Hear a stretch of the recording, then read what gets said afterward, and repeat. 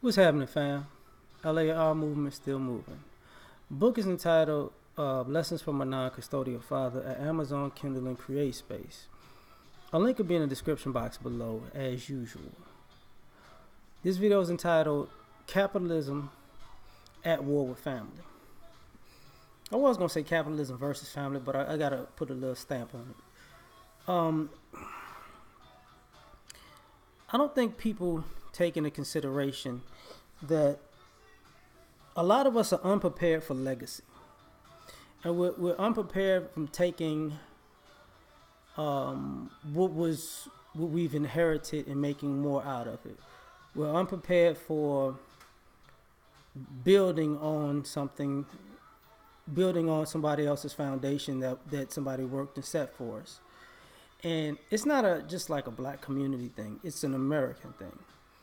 Because at this particular point, you know, America's wealth in one way was built off of building on something. And in another way, it was built on profiting off of the destruction of the families. So when we go to war, and that's a way to basically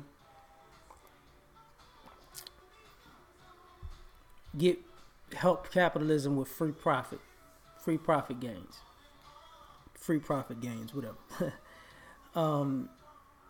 There's also an inner way to do it. This is part of what family courts, divorce,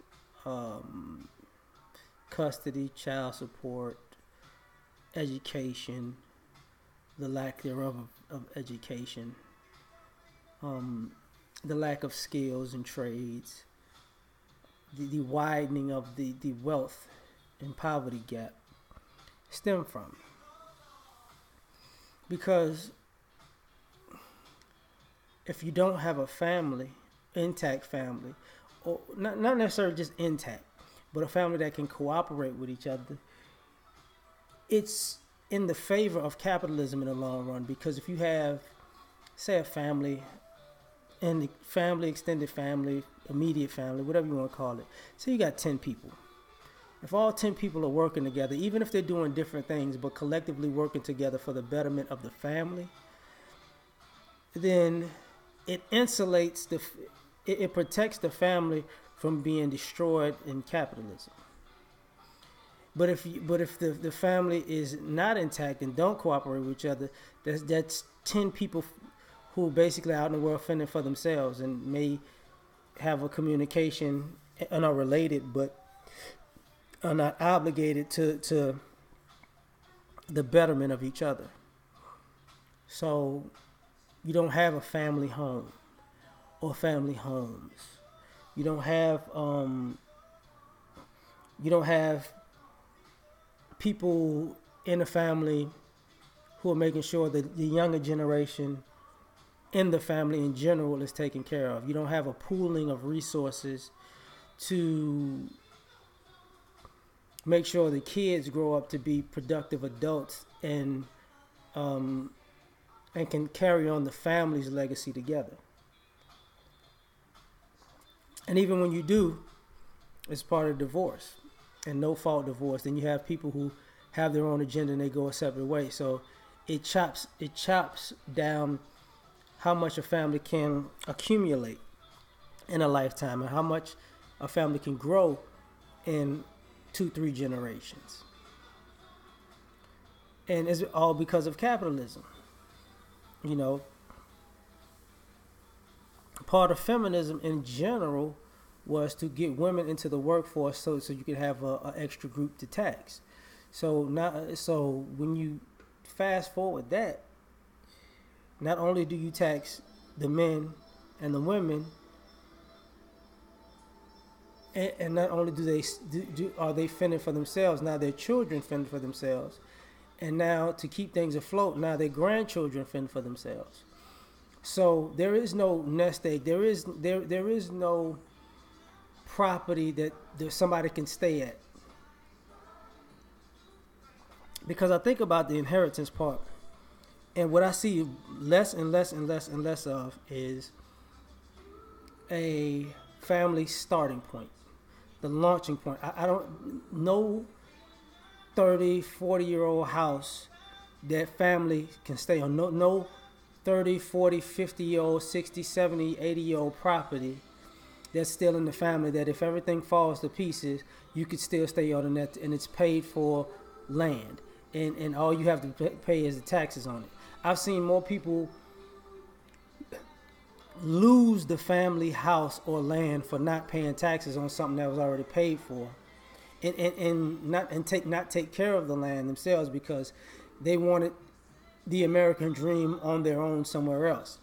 They didn't build on the land that they already had. They wanted to, basically, I want the new stuff in the new subdivision in the new place with the new super high mortgage payment. And they let their ownership go back into the hands of America for them to, and sometimes property worth hundreds of thousands, maybe even millions of dollars, depending on, the time you lose it because you didn't pay no taxes. You didn't pay some thousands of dollars. And that's capitalism, because now they took your property back, your whole family's property back. And it's not just your family. And this is what I mean by being unprepared for legacy. They took all of the work your parents or grandparents or great-grandparents put in to own that. All of the years of labor, 10, 20, 30 years. All of the sharing, the caring, all of the struggle. You just gave it away. And somebody just came along with a couple of bucks, swooped it up, and then sold it for hundreds, maybe even thousands of bucks on the dollar for what they got it for. Some people could sweep up y'all property for $1 and flip it, put $30,000 worth of work in it, and sell it for $150, $200. Sometimes $10,000, and then sell it, just because it's the right time and they're gentrifying the area. And all of this strife between, mothers and fathers, husbands and wives, custodial parents and non-custodial parents, parental alienation in two different family structures. You have kids who wind up inheriting things from whether it be father or the mother side of the family, and because they were taught to not really respect the family in general, they might just cast it aside just because I'm not supposed to like you, or you lied to me all my life and I don't respect you no more, so I'm going to get rid of this legacy. And because of that, capitalism wins again. Because the war is about money. And what you don't need in capitalism is a group of people with maybe hundreds of years of experience collectively on deck to point out the whole game and how to beat it and to come out ahead. That's why I said, the wealth gap is widening. Because think about it, like we're in a society where, for the most part, we went from your wealth is what you own to your wealth is in your closet. And nobody thinks about that. Your wealth is not in your property. Your wealth is in what's in your garage. Nobody thinks about that. People have luxury cars and apartment complexes. And that's a normal thing. And what is that really?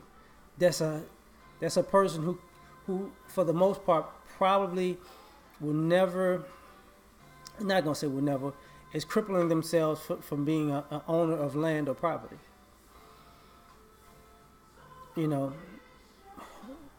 Even people who got nice stuff, the idea of leasing instead of owning. problem. You know, it's cheaper to lease, but if you're gonna always lease, you'll never own anything. You know, so capitalism wins again, and because capitalism is about is a business to generate money, and we redo the money every year, every fiscal year. So when the new money is printed to go out,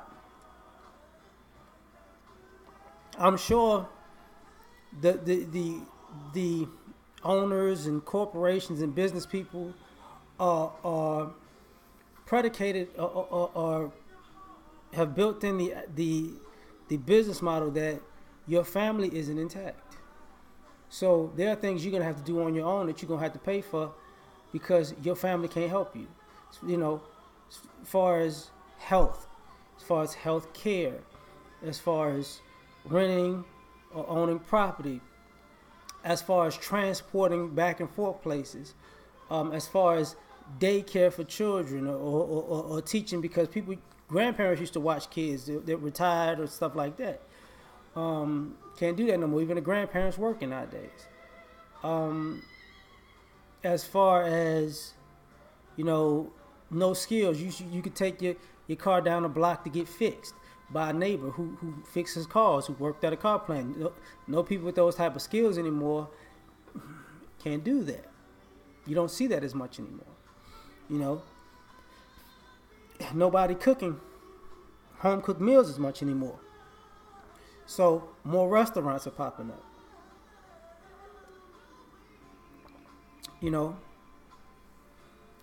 Nobody growing foods anymore. Whole food prices to buy are going up because you don't have a garden in your backyard, so you don't have fruits and vegetables. You don't do that, and because of all that, capitalism wins, and your family suffers in mental health, being out in the world all on your own with nobody to have to consult with about which way to go, which way not to go, or how these things will end, or somebody to guide you and give you options in this chess match we call life. Capitalism wins because how does it say? Ignorance is no excuse of the law. So you don't know the law of the land. It's not the law. It's not the land's fault that you're getting taken advantage of because of your ignorance. As a matter of fact, it plays into the land's favor. That's why capitalism wins. If your family didn't do its job and you got to pay me because of it, so be it. And then we go with these ideals and how it should be, and overly religious, and instead of accepting society for what it is and working in it. And you can't work the system to beat the system because you don't have a support system to teach you how the system works. So now you have a lot of late bloomers and a lot of people figuring it out as they go, and thus the selfishness of, you want to take yourself on a vacation, you need some breaks, you need some me time, you need some free time because you need time to explore and find the world, all while you might have started a family. Because now you're in the thick of it and you realizing you have people who are maybe third or fourth generation in their family realizing if they want to change, they're going to have to be the change, and they're going to have to be generation one to start it properly again while they don't necessarily know how to fully work it. So, like I said, capitalism at war with family. And for the most part, capitalism is winning. Look around. Peace.